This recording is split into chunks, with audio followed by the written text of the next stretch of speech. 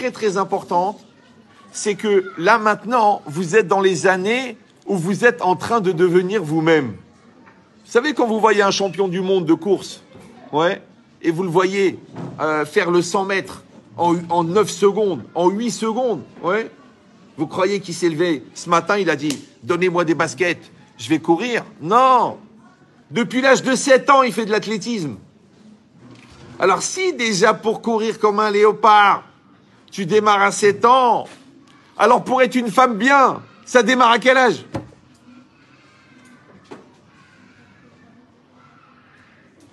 Et tous les accompagnateurs, vos parents, vos professeurs, vos directeurs, le surveillant général que vous bénissez tous les matins quand il vous demande un mot de retard, ouais, et que vous dites que vous avez raté le sport la veille parce que vous êtes tordu le doigt sur Facebook avec votre souris, oui. Dit la logique, c'est que la réalité, elle va vous proposer ce qu'on appelle, nous, des épreuves, ouais, et ce qu'on appelle dans la vie des opportunités de grandir.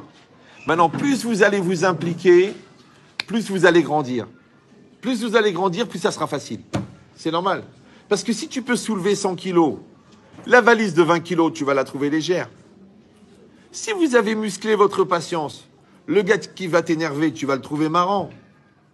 Si vous avez développé votre émouna, la maladie, vous allez l'assumer. Donc en vérité, c'est pas la maladie qui est grave. C'est le manque de émouna qui rend la maladie insupportable. C'est pas les gens qui t'énervent qui sont graves. Parce que des gens énervants, il y en aura toute ta vie.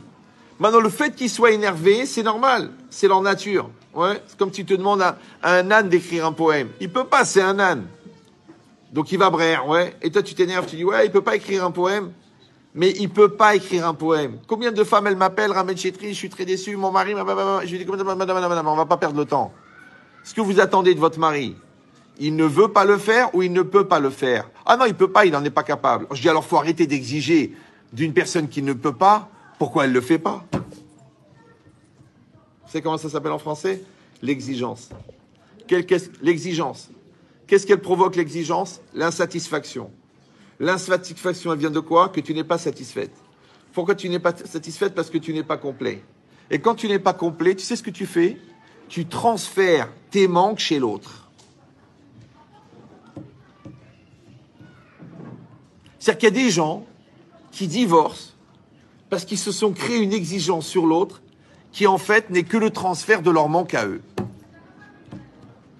Je sais que pour vous, c'est très jeune de penser à ça, mais je veux juste vous montrer que les 40 ans à venir, ils sont maintenant. Parce que quand je reçois les couples et qu'on remonte l'adolescence et l'enfance, on voit que tout était écrit déjà. Les gens disent, ouais, mais alors c'est déterminé. Mais non! Mais si tu as fait des efforts pour rester Ahmar, donc il va t'arriver des événements de Ahmar. Et tu vas être obligé d'épouser un Ahmar. Et après de gérer des enfants Ahmar, c'est normal. Puisque les pommiers font des pommes, et les poiriers font des poires, et les Ahmariers font des Ahmar. Donc à quoi ça sert de t'énerver que le gosse il comprend rien, alors qu'il vient de ton sang, et ton sang il est de ta nature, et ta nature, si tu avais fait des maths, elle fonctionnerait à une autre vitesse. Mais comme à l'époque, tu tournais les pages des magazines débiles, le gosse, il est déjà condamné en un mot. C'est pas grave. Tu dis, mais alors quoi, ça veut dire quoi? Ça veut dire qu'il n'a même pas de libre arbitre? Si, il a le libre arbitre. On va lui donner une épreuve par rapport à son niveau. Mais toi, tu avais la chance, au moment de la conception, de choisir son niveau, qui va être le niveau qui est ton niveau. Donc quand tu augmentes ton niveau, vous me suivez ou non? Tu choisis ton khatan, tu choisis tes enfants, tout ça c'est la même chose. Mais tu choisis ta vie aussi. Pourquoi?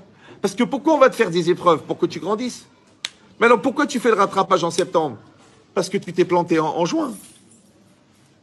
Maintenant il y a des gens, ils sont obligés de se remarier pour régler les problèmes qu'ils n'ont pas réglés au premier mariage. Vous savez, quand j'étais à votre âge, je faisais jamais de brouillon. Jamais. Je voulais pas. Dissertation de philo, dissertation de français, dissertation d'histoire. Je faisais pas de brouillon. J'ai beaucoup travaillé. J'ai pratiquement appris par cœur le livre de comment ça s'appelle, des synonymes, le dictionnaire des synonymes. Je lisais 2000 pages par mois pour bien parler français dans tous les styles. Je dictais des